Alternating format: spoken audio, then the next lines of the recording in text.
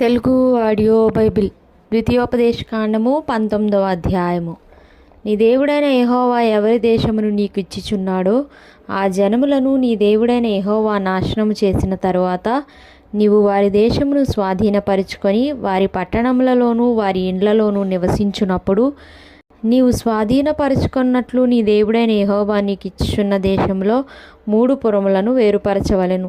ప్రతి నరహంతకుడు పారిపోవునట్లుగా నీవు త్రోవను ఏర్పరచుకొని నీవు స్వాధీనపరుచుకున్నట్లు నీ దేవుడైన యెహోవా నీకు ఇచ్చుచున్న దేశం యొక్క సరిహద్దులలోగా ఉన్న పురములను 3 భాగములు చేయవలెను.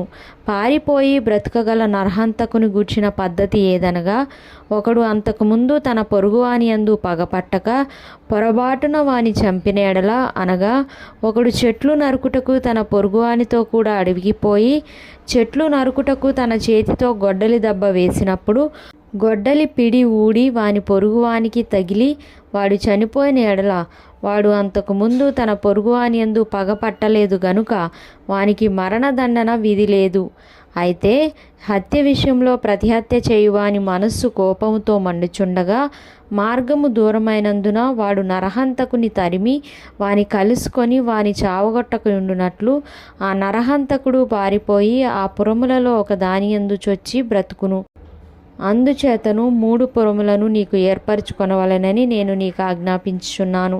మరియు నీ దేవుడైన యెహోవా నీ పితరులతో ప్రమాణము చేసినట్లు ఆయన నీ సరిహద్దులను విశాలపరిచి నీ పితరులకు ఇచ్చేదనని చెప్పిన సమస్త దేశమును నీకు ఇచ్చిన ఎడల నీవు నీ దేవుడైన యెహోవాను ప్రేమించుచు నిత్యమును ఆయన మార్గములలో నడుచుటకు నేడు నేను నీకు ఆజ్ఞాపించిన ఈ ఆజ్ఞలన్నింటినీ అనుసరించి నడుచుచు ఈ 3 పురములుగాక మరి 3 పురములను ఏర్పరచుకొనవలెను.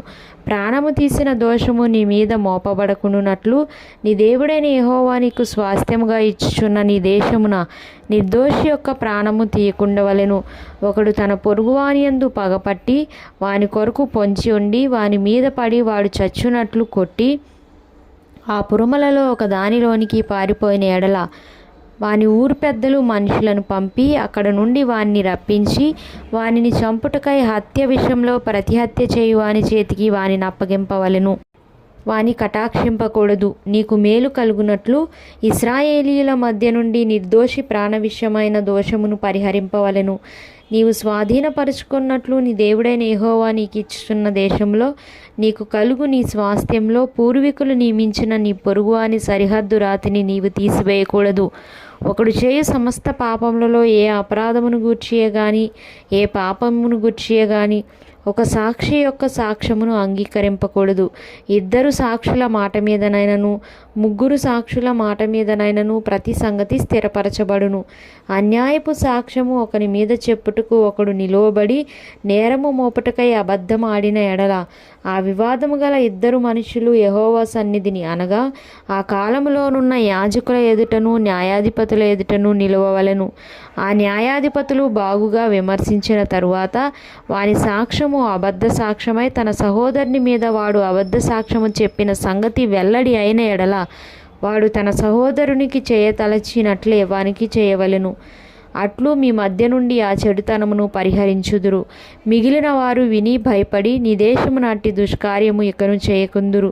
నీవు ఎవరిని కటాక్షింపకూడదు. ప్రాణమునకు ప్రాణము, కంటికి కన్ను, పంటికి పళ్ళు, చేతికి చెయ్యి, కాలికి కాలు మీకు విధి.